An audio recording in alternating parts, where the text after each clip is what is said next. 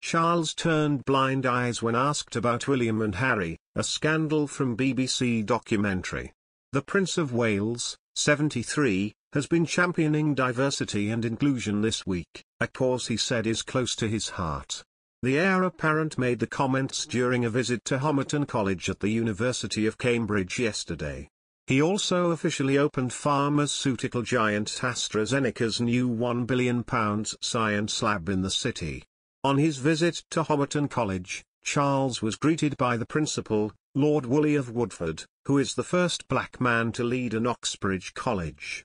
The former editor of the independent newspaper speaks to a range of journalists and commentators for the programme as he analyses the relationships between members of the royal family and the media.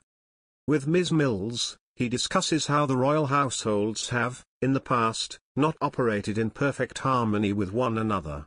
She said, "I think during that time you did have Buckingham Palace, Clarence House, Kensington Palace working in silos really." Prince Harry, with his wife Meghan Markle. Trending, and that is something that's always fascinated me, is that the households obviously have to consult very closely on their diaries, who is announcing what and when. But within each household, there is still this competitiveness about getting coverage for their causes. For the visits that they're doing. The documentary looks at Harry's unprecedented statement put out in November 2016 in defense of his wife Meghan Markle, who was still his girlfriend at the time. In it, the Duke of Sussex lambasted the damage done by certain sections of the press and said he was worried for Meghan's safety after she had been hit by a wave of abuse and harassment. While Charles has been promoting his own causes, the Queen's eldest son has been accused of sidestepping the work of his sons, William and Harry, in the past. Sky News royal correspondent, Rhiannon Mills, made the claim in the new documentary, The Princes and the Press.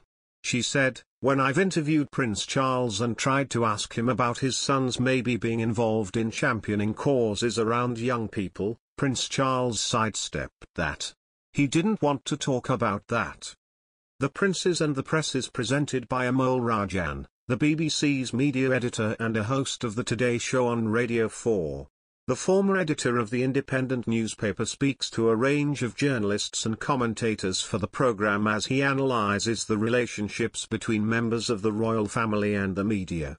The documentary looks at Harry's unprecedented statement put out in November 2016 in defence of his wife Meghan Markle, who was still his girlfriend at the time.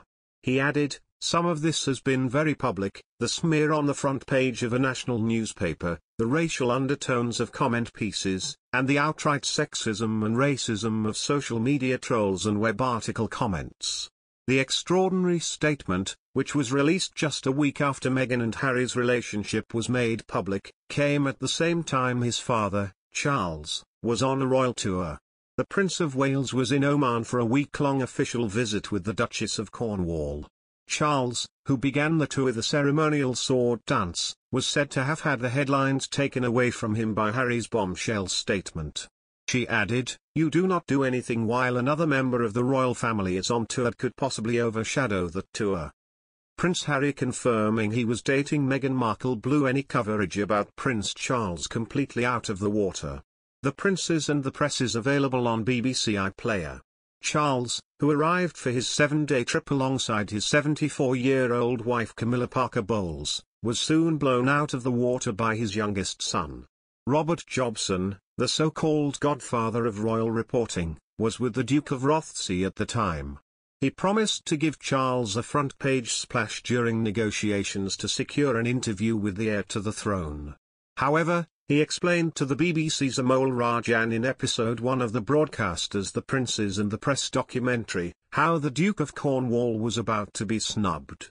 Mr. Jobson said, "When you're on a trip, say with the Prince of Wales in the Middle East, and all of your negotiations for a week to get the chat with the Prince of Wales, to say we guarantee you the splash, all goes out the window because Harry releases this big statement about the press and about their treatment of Meghan was outrageous."